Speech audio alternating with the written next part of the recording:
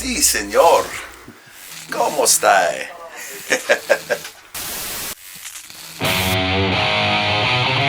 Rock it up.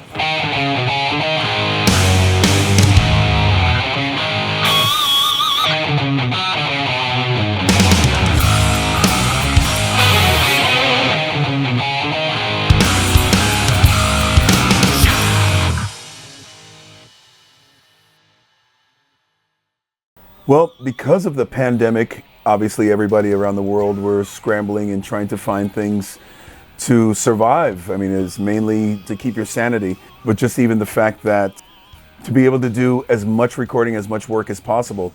So that being said, I was talking to my label, Frontiers Records, and asking them maybe we can come up with something to do in between albums. Frontiers suggested I do a covers album, and that's where the idea came up with as doing as duets.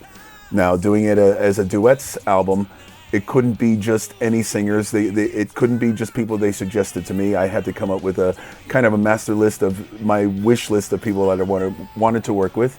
And this is how I came up with the concept of the Duets Collection, and we're calling it Duets Volume 1 because I'm hoping that the people like this so much that they will allow me to do Volume 2, Volume 3. We can do a box set, and we'll have everything will line up, and it's a really cool concept, but this is number 1. Let's start here and see if people are interested in it. For this album, I had to choose voices that I thought would fit perfectly with the actual song titles. I wanted to use the idea like a casting director does with movies. When there's a role that they kind of picture the actor or actress that fits that role the best when they're casting people. So it was a lot of fun, really, because I after choosing the songs and then I had a master list of the singers, I was like, that would fit great with that, and that would fit great with that. It was a lot of fun putting them together, and it was fantastic how it actually ended up sounding, because in the end, I heard it in my head of how these voices would be so cool on these songs.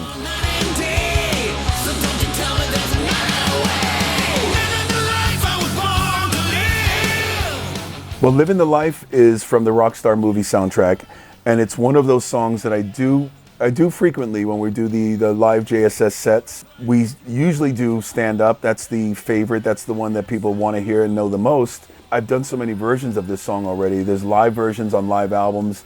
I didn't want to just do stand up again. That was the first suggestion from the label to do that song. And I thought, you know what? There's another song that's just as cool and almost as popular that I did from that movie, and that's Living the Life. It's a driving, rockin' song, and I thought Erik Mårtensson would be great for it because normally when we're doing the W.E.T project or when he's doing Eclipse, he's more of a hard rock, melodic rock singer, and I know he really likes that quick driving, fast kind of rock and roll kind of thing. That's always been his mantra. So I know Erik is really into bands like AC/DC, the Ramones. He likes that really straight ahead hard rock music, and I always hear it in his voice that he would be great to sing that kind of song with me. And that's why I was able to cast him for Living the Life.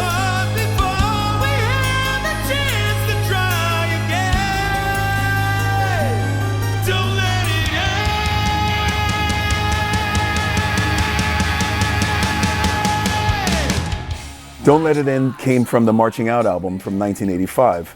And it was such a poignant part of my career. It was one of the groundbreaking things that kind of got me started. Everybody got to know who I was from that particular record. When you think that song was recorded almost 40 years ago, when you're thinking about it now that we have technology that's better, I wanted to do something kind of to update the sound of that song, but I thought Dino Jelusick is one of the greatest new talents out there right now.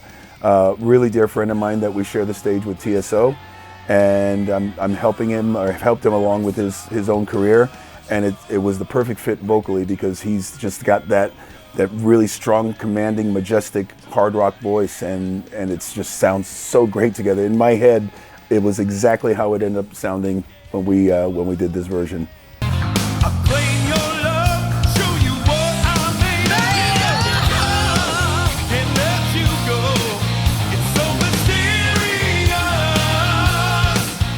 When I chose Mysterious, obviously that was, Talisman was going to be a big one that I was choosing material from to do this record. When you think of all the other bands and projects I'm drawing from, especially on this album, they didn't last as long as Talisman did. When I heard this song And I saw Erik Mårtensson's name on the list. It was a no-brainer because I knew Erik would give it his own spin. He's not going to try to sound like me. He's not going to just do my parts. He's going to do his kind of soulful, bluesy kind of vibe to it that I already did, but he was going to do his rendition of it. And again, it was one of those things that it was exactly how I heard it in my head when Erik sent his tracks. It was perfect. It was a perfect casting.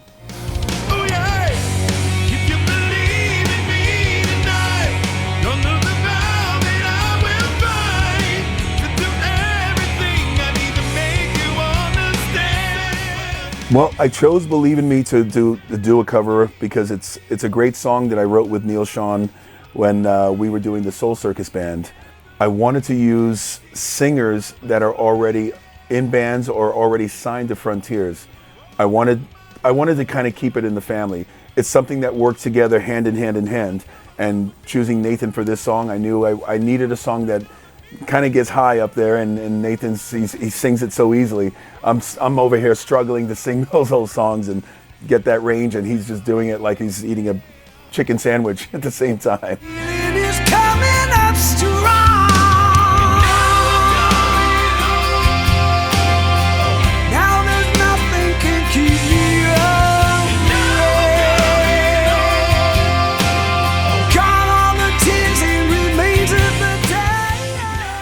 Coming Home is from the band Soul Circus, again with Neil Schon. It was I think it might have even been the first song that we wrote together when Neil was sending me the ideas that ended up being the Soul Circus album. This particular one I wanted to do first because it sounded so much like Journey. It sounded like something, especially what I came up with vocally and melodically, it sounded like something that Journey could have done. I can't think of anybody besides Steve Perry to sing this song with me than Deen Castronovo. When I was in Journey, we shared vocals, and it was just a joy to be able to hear him sing every night some of those songs because he sings so great. He's got that Perry vibe to it. He's got that Perry tone. And when we were harmonizing together, it was just a great musical blend. And I couldn't wait to hear his voice on this particular song because he was the original drummer for Soul Circus as well. He's to actually say I'm singing on this song now instead of playing the drums on it. It was just a cool thing for Deen to be coming out of his shell as a singer now, and it's one of my favorite tracks on the album. And this is one of the reasons why we did a video for it as well.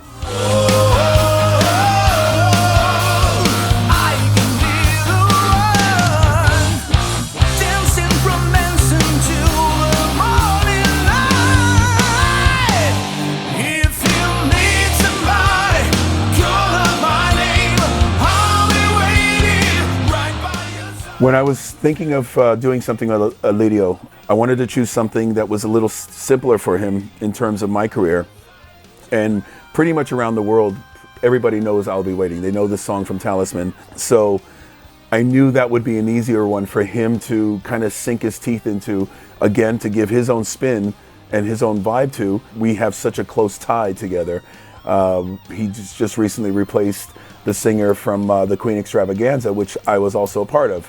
And now he's on the same label with me, so I knew I wanted him to be on one of these songs with me, and I'll Be Waiting was a great selection for him, which is also one that we're releasing as a single and as a video.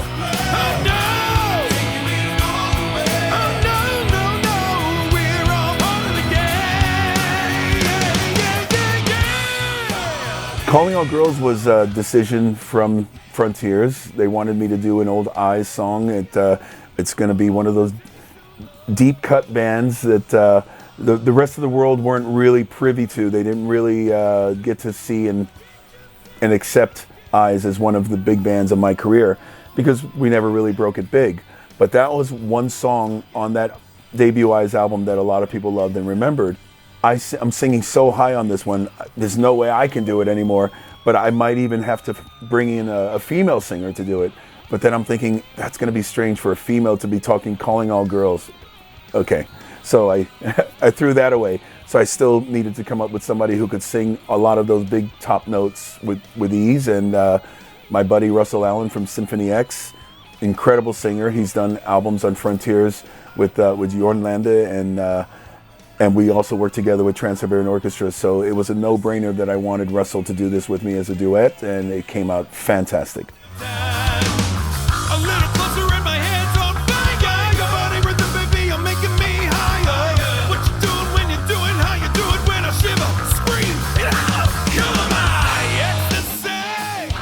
Color My Ecstasy, I'm so happy that Frontiers wanted me to do a cover of this. It's one of my favorite Talisman songs, and I had to find the right casting for vocals on this particular song.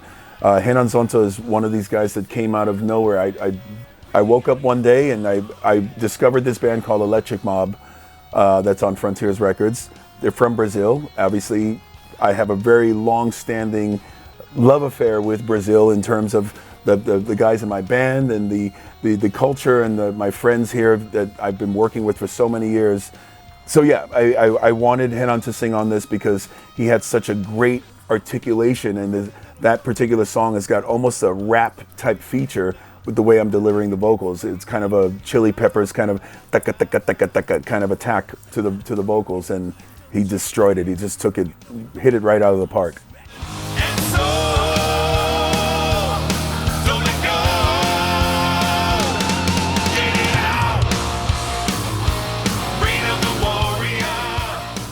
Warrior, a song from Axel Rudi Pell I did back in somewhere in the 90s. I don't even remember what what year it was. Warrior is one of those favorites that I've been doing for many, many years with the Jeff Scott Soto lineup when we do those tours. It's one that was a favorite when I was doing with Axel. And I thought, who better to do this with than Johnny Gioeli from Hardline. Johnny replaced me in Axel Rudi Pell's band when I had to step out. I was just too busy to continue with Axel, and Johnny has been the singer for Axel since. So he's had to sing this song live a multitude of times. He's sung it probably more times than I have. So he knows the song really well, and he's got such an amazing characteristic voice. As soon as you hear him, you know it's him. That I thought, why not take the guy who's basically singing the song in my place anyways, and see what it sounds like the two of us doing it together. That's why I chose Johnny. He's a fantastic singer and one of my dear friends for many years.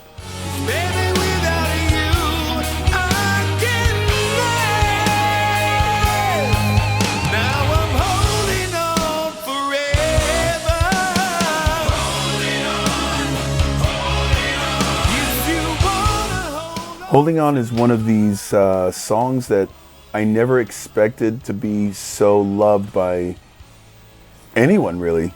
And for Frontiers, the staff, the owners of the label, the people that have been running the show from day one, they've told me so many times, this is not just a great song, this is their favorite song. This is kind of a song that drove them to make this label happen. To get that kind of validation for a song that came out of me is way more rewarding than the money that comes from it or any fame.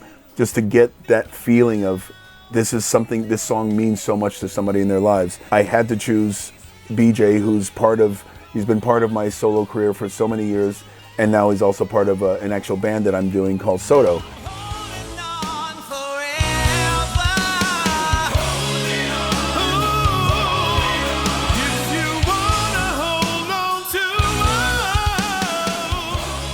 And of course, adding to the fact that he's now got a new band called Spektra that's on Frontiers Music, I thought this would be a great push for Spektra. It would be a great push for Frontiers because it's something that they love in terms of the song. And I love the idea of doing it with BJ. So together, again, it's the whole Brazilian connection that I have. It was such a proud moment to have BJ sing on something that's so important to the label. And he just... he sang it so well. There's parts of it that I'm jealous about, that he sings better than I did on the original version or this version. So it's just a great and talented singer that I'm so happy that he's finally going to be heard around the world as a singer and not just as a guitar player and background singer in the many things that I'm doing live.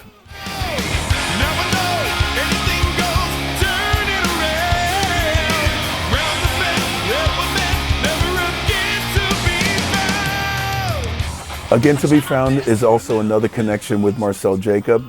It was a project called Humanimal, and the songs on there were not meant for Talisman. They were meant for a side project that Marcel and Pontus Norgren, who's now playing guitars for Hammerfall, they were doing I don't know if it was a concept album, but originally this album was supposed to be multiple singers. They invited me to sing on a few songs, and it made sense that I was only guesting on the album as a guest appearance vocalist like the other ones that were supposed to be on this record. Somewhere along the way, that idea went out the window and they asked me to sing the entire record. And I'm so happy I got to, because again, To Be Found was one of those songs that maybe I wouldn't have been able to sing on. And it's one of these songs I've loved for so many years. I used to do it in my live set. And when it was time to do this album, I absolutely wanted to do a version or a new version of this song, but I wanted to stay true to the original version. I wanted to get something with Mats Leven involved because he's one of my dear friends from Sweden. And again, my connection with Mats is he was in Talisman for a while when I wasn't in Talisman. He sang for Yngwie. I sang for Yngwie. He's now also with Trans-Siberian Orchestra, like I am. So just like every other singer that's on this record, there's a personal connection with them as friends. There's a personal connection with them as career buddies. And so I was so proud to finally find a vehicle for Mats and I to finally collaborate on together. I didn't want all these guest appearances from different musicians on this record. And I wanted the focus of this album to be the singers. It has to be the songs and the singers. And so I tried to keep the focal point on basically that and not so much about the musicians. When it comes to drums, there's only one person I call. There's Edu Cominato. I've been working with him for almost 20 years now. We've done so many albums together, from my solo stuff. He's the drummer in Soto, and we've done so many other things even outside of my own personal stuff. Whenever I need something, I call on Edu to play drums on it, because the way, I've said it before, he plays drums on my songs the way I would play drums if I were a drummer. He thinks the way I would think in the parts and putting the things together. He always thinks for the song. He always thinks for the movement of the piece. And that's what I love about Edu's playing. So he plays on everything. As long as he's interested to play on my stuff, he's going to be playing on my stuff. Again, my Brazilian connection. For the guitars, originally I was only going to stick to Jorge Salan, who's also part of Soto. He's also part of my solo career. But I also didn't want this to be a Soto album. If I had too many of the guys from Soto on the record, on every song, it's now just going to look like a Soto record with different singers. So Jorge was only on a few songs, and the rest of the songs were done on guitar by my longtime, again, Brazilian friend, Leo Mancini, who we've collaborated on many albums, even on Soto songs and Soto records. And he's done so many incredible things for me. One of the most talented guitar players I've heard in my life. So Leo does most of the guitars as well as Jorge. And then the only other two songs that someone else appears on is the Yngwie Malmsteen cover and the Humanimal cover. And that's Howie Simon. One of the only guitar players I've played with that truly captures that Yngwie Malmsteen sound feel, because that was one of his biggest influences growing up. It's note for note. It sounds exactly like the stuff that Yngwie was playing, but it sounds like Howie playing it. It doesn't sound like he's trying to copy Yngwie. And that was really important to me on how he approached those two songs. On bass guitar, that's an interesting one, because on most of these songs, on the original versions of them, if they were on my solo records, I played bass on them. Believe in Me, Holding On, there's so many songs. But there's also a couple that I wanted to play bass on that I didn't do on the originals, like Coming Home was originally played by Marco Mendoza. But I always loved what Marco did, and I've always wanted to play that song. So I stuck to bass on that one, and I did a lot of bass on the record. I did a lot of bass and keyboards on the record. I did all the keyboards on the record. The songs I couldn't play on bass, of course, I had to reach out to my Soto brother, Tony Dickinson. I knew he could do the Marcel Jacobs stuff with ease, and he could play basically anything else that I couldn't do, and that's one of the reasons I brought Tony. So you got 3 guys from Soto on this album. Well, you got 4. Got the whole band, because then you got BJ as well. So everybody from Soto is appearing on this solo album. I produced the album in general because I'm so close to these songs. I knew exactly what they should sound like. I knew exactly what I wanted to do that was a little different from the originals, but I also wanted to keep from the originals. The mixing chores were my dear friend Alessandro Del Vecchio. He's one of the top guys at Frontiers right now. He's doing so much work, but his mixing skills are as good as his songwriting skills, as good as his performing skills. And so it was a no-brainer to ask Alessandro to mix this record. In 2022, it will mark 20 years since I started with Frontiers Records. It's crazy to think that so much time has gone by and so many records I've done with them so far. We have W.E.T together, we have the JSS stuff, and we're constantly collaborating on other things together. So the fact that I was able to do an album like this, a little special monumental piece that encapsulates my entire career with my friends, this is more like a labor of love, more so than something that I'm trying to capitalize on, trying to turn into something as a regular thing. I get to look at my life from the beginning into where I am now and actually go, wow, look at this amazing body of music that I got to do with my friends. And that to me is such a special, amazing thing that they were allowing me to do. Well, for a few years now, I've been working with a Brazilian director. What's with these Brazilians? Thiago Kiss, an absolutely talented filmmaker. He makes videos with lush landscapes. He gives you imagery to actually soak in. When you're watching the videos that he makes with me and for me, you're watching an actual movie with actors, and you're watching things that may not even make sense to the lyrics of the song, but it makes sense to us, because when I write music, I write in double entendre. It could be about one thing, but it might actually be about something else. It could be about two different things. But when Thiago comes into the picture, he comes with his own idea of what he thinks the lyrics are about, and all of a sudden you have a triple entendre. And then it makes sense once I watch him, once I realize, and he sends me these amazing cinema quality things that just like, it blows my mind. And so I'm so lucky to be working with him. I'm here in Brazil working with him now on getting these videos completed for this album. The first one we're doing is Coming Home with Deen Castronovo, as I mentioned earlier. This was absolutely going to be a single, and I pushed for this to be the main video. You think that's enough? Should I talk more, blow more smoke up his ass?